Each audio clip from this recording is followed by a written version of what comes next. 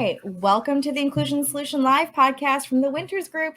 On this season of our podcast, we're taking a deeper dive into the chapters of our new book, Racial Justice at Work, Practical Solutions for Systemic Change. I'm Gabby Gonzalez, Marketing and PR Strategist here at the Winters Group, and I am so happy to be here co-hosting with our founder and CEO, Mary Frances Winters. Thank you so much, Gabby. It's good to be here again with you as well, and it is just so wonderful to have Lorraine Orr with us today, as well as our special guest. I'm just tickling. I almost feel like I'm just giddy because I haven't seen Lorraine in so long, and we did some work a year or so ago, and she's just such an amazing leader. And so I'm just really interested in digging in. But this podcast is a companion piece, to the book. Our book really tries to provide some really practical, actionable ways in which to actualize justice in the workplace. And we want to talk about, justice specifically, because we all know that we still have a ways to go, to get there. And so we have guests on this podcast series, which help us understand how to do it and to give us some ideas on how they're doing it in their organizations. And we're also going to be having some of our other episodes feature our authors, the authors of our book, and why they wrote it. And Gabby is an author in the book as well. And so we want to be able to share with everyone on this podcast various aspects of actualizing racial justice at work. So great to be here. I'm checking in today. Really just so excited to finally have Lorraine in the room. Absolutely. And I'm checking in such a good mood because the two of you were making me laugh earlier. So I think we're good to go. Lorraine, how are you checking in? I am checking in well. And Mary Frances, so good to see you again. Gabby, nice to meet you. And just honored to be here today and have an opportunity to have a discussion with you.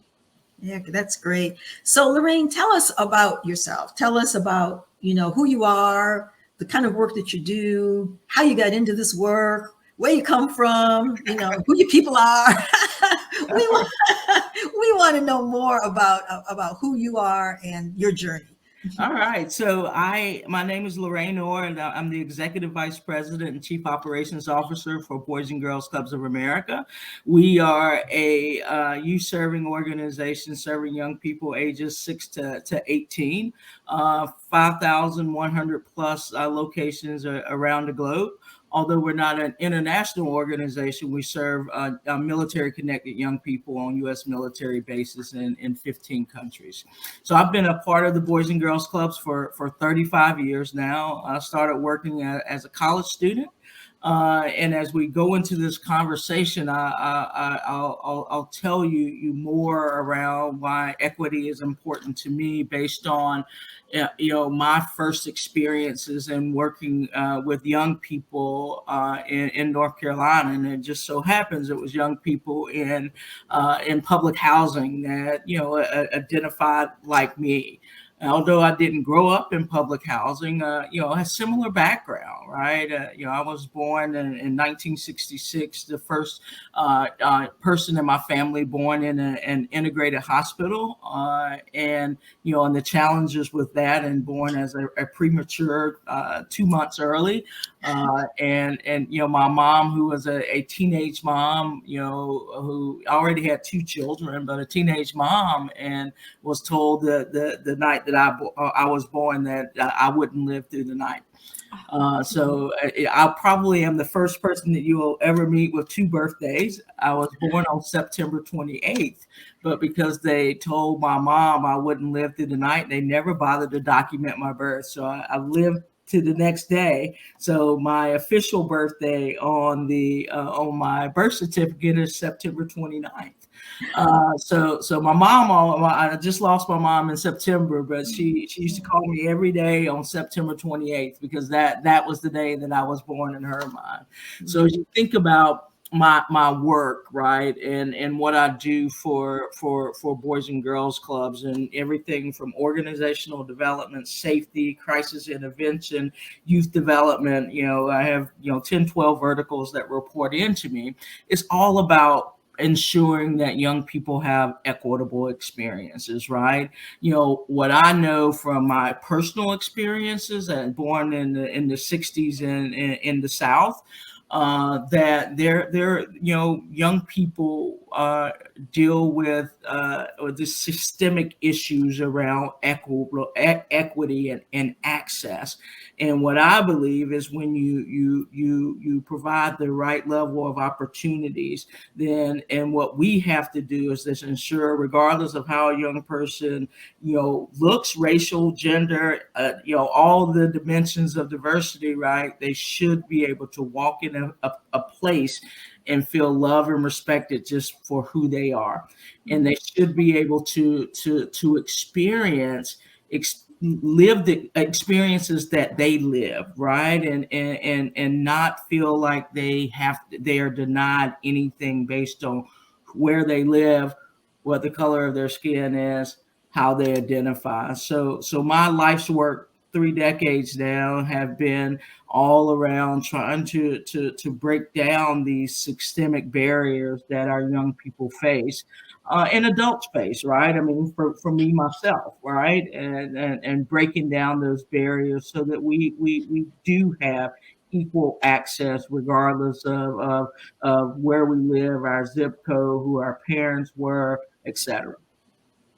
Lorraine, oh my goodness. I mean, you having been at Boys and Girls Clubs of America for more than 30 years, it sounds like you've definitely grown as a leader. And today, Mary Frances, we wanted to talk a little bit about your chapter on the leadership imperative for racial justice at work.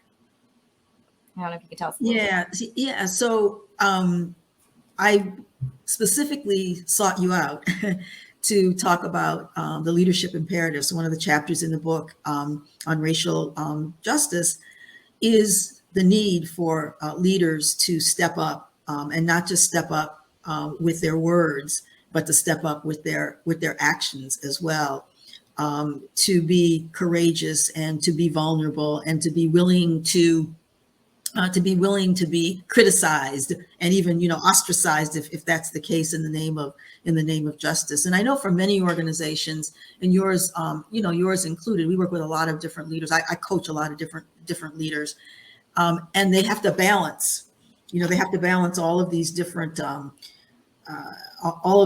beliefs and values, and different stakeholders, if you will. There be boards of directors, you have staff, you have parents, you have volunteers, you have all of these different entities. So that's why I wrote that chapter, because it's just so important in these quests for racial justice that leaders really step up, and not just with their words, and not just with the platitudes, but actually with getting things done. And I found you to be that kind of leader. So Gabby, that's why I picked Lorraine, and you actually inspired some of the recommendations that I use in the chapter.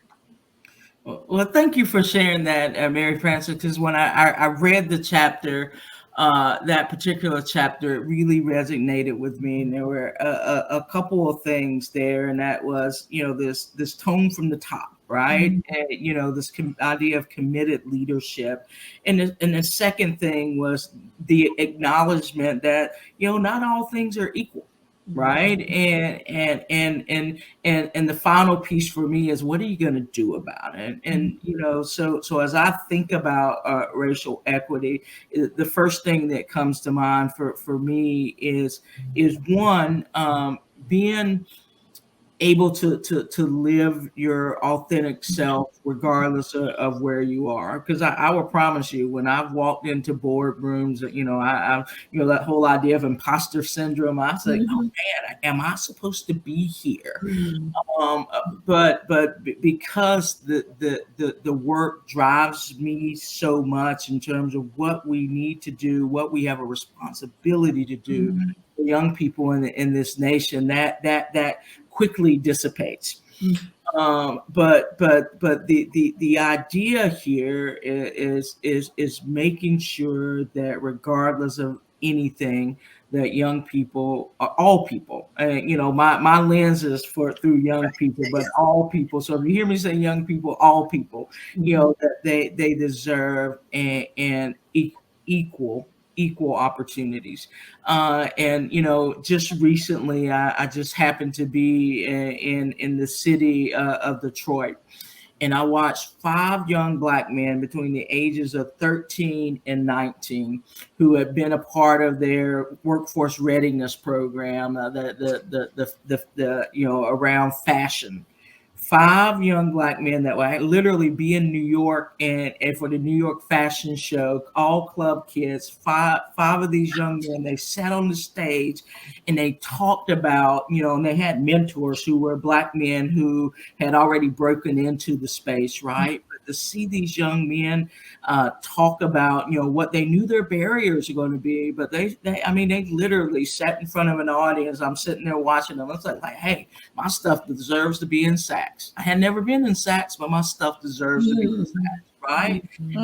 And this is what an organization like ours or leaders can do when they help young people see that, yes, there are systemic barriers, and we're going to tell you what those are, right?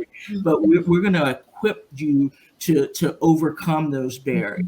And that's for me what it's all about, is giving experiences and opportunities to people, anybody, even me, right? I mean, I chose to go to a small liberal arts college, because in my neighborhood where we grew up in this little small town in Mint Hill, North Carolina, the whole street was just my family, and we all looked alike.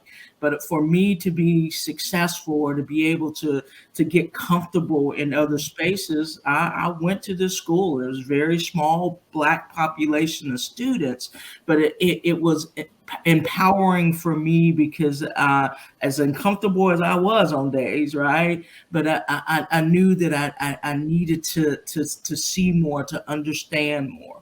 Now, I'm not saying that I have ever been in a space where, as a Black woman, as a openly gay Black woman, that I haven't dealt with, racism, because I have. But what I know is when we talk about justice, particularly racial justice, is being able to see beyond the differences and expose young people or people to opportunities that may be uncomfortable, but to help everybody understand at the end of the day, we're all human. Now, I recognize some of the challenges that I deal with, from high blood pressure to all of the other things that are hereditary, what the historic trauma does to people, and helping my family, my colleagues, others, for us all to understand that, and obviously certain things that we need to do from a health perspective. But I recognize those things and the impact on me, my family, etc. But I also know that when you give people opportunities and help build skills and encourage in a lot of ways, right, that you can overcome some of the injustices that exist today. Now, a long way to go to dismantle these systems, right? That are designed to deny access. But I'm a person that believes that if I work hard enough, along with the colleagues and the tens of thousands out there that are working for this, you being one, Mary Frances, and what you did for our organization and helping our leaders understand our own issues, right? I mean, we got uncomfortable.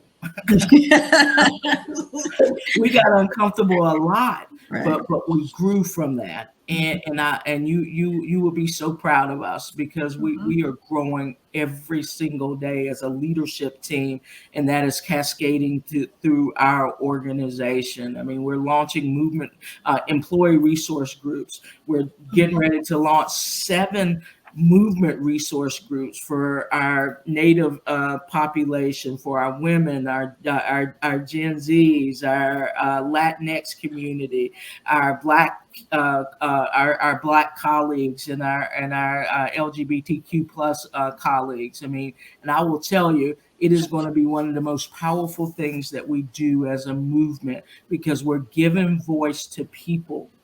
And when we give voice to those adults, they're going to translate that down and give voice to young people. So these are the movement groups are the volunteers, and no, it's our staff and volunteers. Staff and volunteers. Yeah.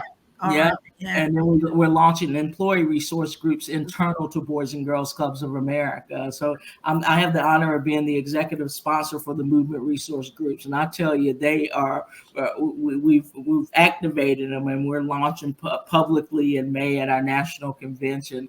And I'm just ready to hold on, because they are so ready to go. Ready to go. Wow, that is so powerful. Thank you for sharing. I want to just lift up, Gabby, I'm going to turn it back to you, but I was going to just lift up a couple of things. One of the things you said was authenticity, and coupled with that, you also said not to not deny that there are barriers, right? Mm-hmm. Being honest. So what I took from that is like being totally not sugarcoating things and not dismissing things or minimizing things. I think sometimes today we tend to minimize, but as a leader, you're being authentic by saying, hey, yeah, it's real. It's real out there. And those young men who went to New York, and you as a leader supporting them in being able to be themselves, right? So that's a key, I think, some key leadership tips. I'm sorry, Gabby, I just had to say it. I was just so no, you got it. We're kind of going back and forth here, audience, and it was Gabby's turn, but I kind of that's all right. I'm not even tracking. Well, I was just gonna say, this sounds like it's gonna be such a success. I just was curious if you had to deal with any sort of resistance along the way in trying to launch these, and how did you handle that, if so?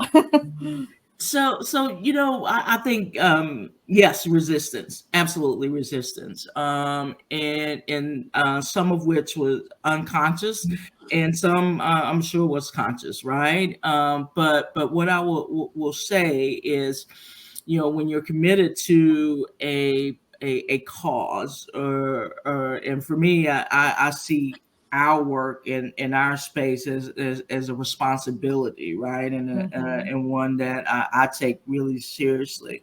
But when you come upon that resistance, is really how do you work around it or work through it? I like to work through it. And Mary Frances, when we worked with us as a leadership team, I mean, some of the how she empowered us as a team to challenge each other. I'm able now to do that with more confidence outside of the national office, the national building, when I'm talking to our local leaders, and really helping people just get comfortable with, at the end of the day, we're all different. But there are things we can coalesce around, and we are coalescing around the need to make sure that young people in this nation, because at some point, all of us here, our time is up. Yeah, our time is going to be up. And what have we done to prepare this next generation of leaders to not have to have two birthdays, right? So that's what it's about. And listen, I believe we're going to continue to have challenges. If you think about where we are as a nation, any organization is a microcosm of what we see play out every single day. The key is to the point that Mary Frances made in her book is, how do we acknowledge it, and how are we? Her words were, how are we be persistent, right? Mm-hmm. Persistent about being able to call that out and having a level of comfort with it. And not everybody is going to be happy. I mean, there's going to be some people that'll walk away and have to sit with it. I mean, because there have been days, I can promise you, that I've come home, and I've said, okay, if I say what is on my heart right now, I may regret it. So let me sit with it. Let me sit with it, find the right word so it doesn't yet become another that I don't yet become another stereotype, right? And I think having that self-awareness and having people like Mary Frances and the Winners Group work with us to help us find that space. Because it's not for most, it's not innate, right? Somebody has to help you figure out how you see each other, how you work with each other. And that's what you all at the Winners Group did for us as a national organization, and something that we're now able to cascade down through our organization. I know I rambled there. I hope no, No. not at all. Not at all. No, you are telling your story, and that is how we're making connections. Because what's really resonating with me right now, I'm still thinking about your 2 birthdays. It reminds me of my own story with my son. He's 3 now, and he was born prematurely, about a month early. And I was told at the first prenatal appointment that I had miscarried. And, I was at the doctor. We had already heard the heartbeat. And then, they're going to do an exam. She's like, oh, actually, I'm sorry, you miscarried. And I'm like, what? I just heard the heartbeat. And she's like, wait, we got to make sure, we got to get it all out. And then we'll go back and, we'll do another ultrasound. And in the meantime, there was no, how are you feeling? Just how are you? It was just sort of like, no, you miscarried. Also, do you eat a lot of rice, because you're bloated? And I was just like, is this happening to me? And, but sure enough, we go back and we go do the ultrasound. There was a heartbeat, and they were wrong. But it's just sort of like, you have to be very self-aware. I wish that doctor had been a little more self-aware in that moment of how they were coming across, what they were saying, any sort of bias or stereotype that was, going through their minds. I mean, because for me, I was, already in my 40s. So just thinking, if there was a bias, I thought I was just going to go ahead and miscarry because of my age, or, I don't know what the comment on my diet was about, but anyway, but yeah. You don't, Gabby, you don't know what the comment about diet was about? Well, I do, but I was going to say, yeah, you do. Yeah, oh, right? I do. Yeah. And yeah, it was very shocking when it came out, but yes. So I think the ability to be open enough to tell our stories, to be vulnerable enough to tell our stories. And so I remember some of those sessions that we had with the leadership team. And I want to say this, and just really commend the leadership of the Boys and Girls Clubs of America, because they committed to 1 year where every other week I came to the leadership team meeting, because you all meet every week, right? But every other week I came for an hour to 90 minutes. Sometimes it was 90 minutes, sometimes it was an hour. And we did it in a very developmental way, because oftentimes this work, people want to do it in a nanosecond. They want to do it in 2 hours. Okay, I had that briefing. I understand that now. Let me go back and do my work. The other thing that we were able to do is 2 things I want to say. We were able to connect it to operations, and connect it to the marketing and communications, and connect it to all of the different aspects of the organization. And what we find with other leadership teams, we work with a lot of leadership teams, but what we find with leadership teams oftentimes is that they're not open with each other. They don't, and I'm not putting an indictment or blaming anybody, but they're not open with each other, not vulnerable to share, what are you feeling? And I think, Lorraine, one of the things that I noticed about you from the very beginning in these meetings was that you were willing to sort of, what do they call it? The elephant in the room. You were willing to put that in the room. You were willing to put it in the room. And it took a while for others to and it was uncomfortable. It was absolutely uncomfortable. And what I think what I see was one of your greatest leadership qualities is to be able to state what it is that other people were not willing to say, and then sit in that silence, because that's what happens sometimes. You said something, you said it, and it was just silent. Yeah. And so that's why, again, one of the reasons I wanted to have you on, because I think, you're a Black gay woman leader in an institution, an organization that's been around for how many years? North of 160 now. Right, exactly. So very, very traditional organization. And we talked about certain policies and practices and whatnot that, hadn't been challenged. And I remember the story that you told about even about dress codes and things like that. Mhm. And, I believe you told a story about how there was a certain way that a certain what do you want to call it, uniform that and for Black women, that uniform didn't quite work because it wasn't flattering to Black women's bodies. Remember? Do you remember that story? Yeah. See, and I remembered it too, right? Yeah. And but you were willing to, and you challenged that, I believe, in the organization. You want to talk about that? So yeah, and it certainly it was the uniform. A couple of things that you remember is that we had a challenge inside of the organization where there were some that felt like that the business attire, right? And I feel most comfortable this way, but the business attire was not appropriate. You're talking about with H when we talk about, or somebody else on our staff when we talked about the business casual, and Mhm. not really being able to find that type of clothing that laid well for a Black body like mine. The piece for me, there were a couple of things. For me, it was the challenge that, and some of it may have been personal, but the challenge that I felt and how hard it was for me to finally go to natural hair, right? And I didn't have a choice after twins and they're only sleeping 2 hours a night. Some things you don't give up. And that was one of them, but it was really, really hard for me. Now at our office, a lot of our Black women wear natural hair, but when I started, it didn't feel comfortable, right? Because I got chastised once for the number of rings, because I used to wear a lot of different rings on, and so you certainly wear a lot of rings, and and I didn't think anything about it because it's just kind of how we rolled at the time. But yes, and I will tell you, it is uncomfortable. But for me.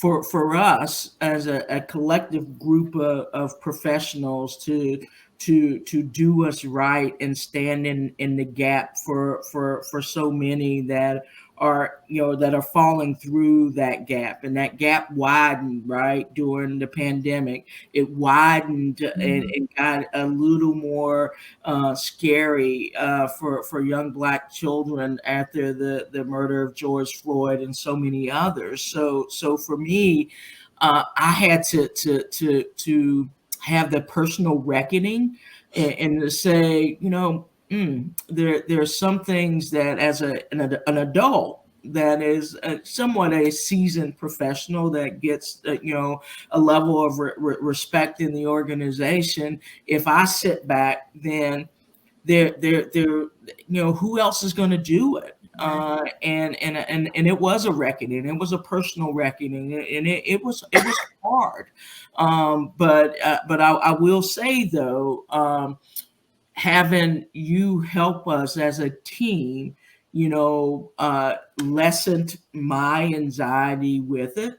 Because then I said, yeah, okay, other organizations and other leaders are experiencing the same thing. So get out of my own head, right? And clear the way so that, if I do it, then others on the team are going to do it. And you notice that our Black men started to speak up more. Right. And our women started to speak up more. And so I think, and this is not a commercial for the Winners Group, maybe so, but here's the deal. If you recognize you need help, then you got to go to an expert. It's like I used to tell my mom when she would try to self-diagnose herself. I was like, Mom, you do not have an RN or MD behind your name. So let's go to an expert and get the real advice. And that's what the power of I think consulting is, and what you do, Mary Frances, and reading your books. And is one that I still hadn't been able to get through all the way, because it evokes a lot of emotion, right? And I mean, that's black fatigue, right? I'm working on it. But it is heavy. Well, you're so kind. It is really heavy, but it opened up so much for me, and this is why there was no question when you asked me to do this with you that I was honored, because you have helped me personally, and being able to tell my story. I'm just hoping that it helps other leaders, regardless of the sector, right? I mean, I happen to be in one where millions of young people visit us every year, and that's a great responsibility, because if we can change this dynamic in our nation, then we start we change the system, right? We dismantle the system, and we start to create new ones where, regardless of where you come from, that it is equitable. And inclusive, right? And the inclusiveness and the access. Now, it's also what you do with it, right? As a person. Right. And I had my personal breakthrough where I knew what I had to do for my organization, and frankly for me as a mom, and what I wanted for my own young children, but also what I want for the children that are in our care as a Boys and Girls Club every single day. So all that to say is thank you. Thank you. And that's why you're a great leader. All the things that you've just said, and you've been very kind to say nice things about the Winters Group. I really appreciate it. But to our audience, let me just say that I'm humbled by that. And I had no idea Lorraine was going to say those kinds of things. So we're not trying to sell our services. It is our goal to make leaders uncomfortable. That is my goal. Make leaders uncomfortable. You do a good job of it. Our last question, Gabby, you want to take that last question? Oh, sure. Yeah, I was chomping at the bit for it. Lorraine, I mean, just your story. And first of all, just thank you for being you, because I mean, we just met and I feel comfortable telling you anything already. And it is so powerful just to see you obviously so comfortable in your skin and just sharing your story, and just you keep doing that. We do want to know, though, this can be very exhausting work, emotionally exhausting work. How do you fill your cup? How do you keep this work sustainable? Yeah, and that's a really good question. And I will say, it is fatiguing, and for me, I haven't always got it right. I will promise you that. And it's just now. I won't say just now, but in the recent years that I've had to figure out how do I take care of self, right? And so a part of that is being able to pull away from it and really reflect. And in that reflection, thinking about, what parts of that I need to carry, because some things that people carry is not their burden to carry. Right. And so I had to do that reflection. The other for me was getting beyond the stigma of mental health and needing a professional at times to talk to. If there were a third, I would say, is physically, getting back into. I was an athlete in college, and we worked out all the time. But when you get Would you play? Volleyball, basketball, and softball. But didn't you play? I was not a great tennis player, I can promise you that. But yeah, I played. I was a 3-sport athlete, and so once you get out of that, it kind of gets into when I was working with kids every day inside of the club, it was different. But once you start moving up, you just start to sit a little bit more. But now it's just working out more, and taking that time that I need to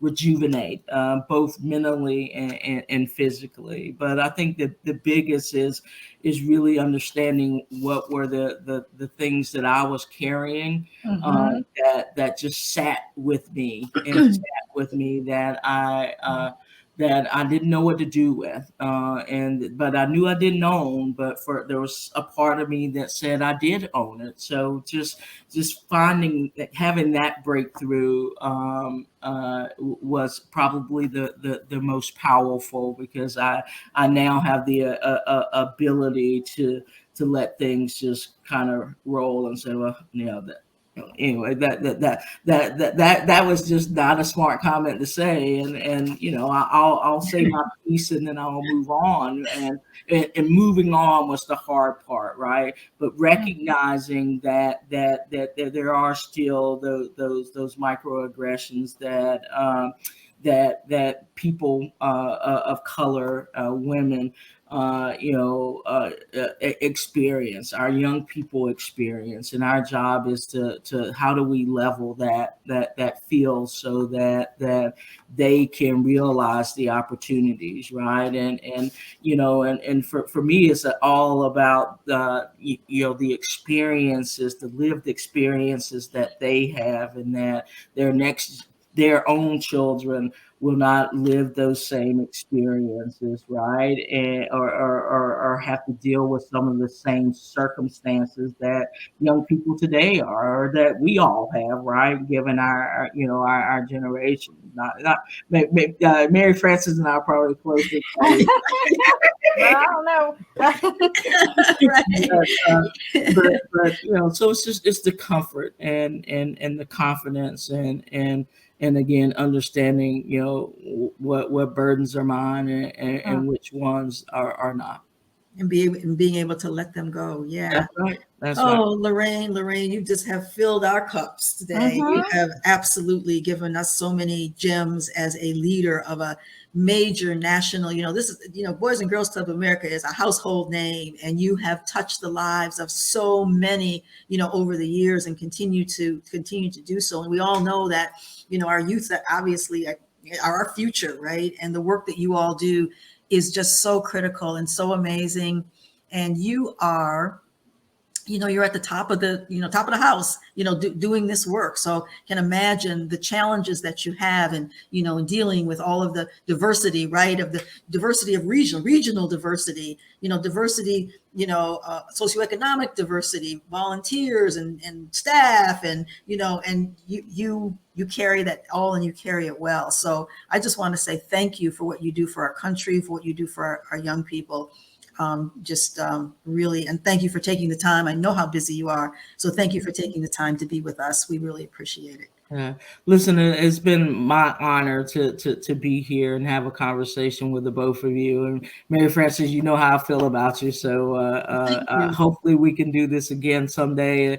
And if not, I still would love to stay in contact, because I see you as a friend and a confidant, and you fill my cup. So thank you. Thank you so much. Oh my goodness, that was so beautiful. And I'm definitely taking that away. Just like, what is mine to carry?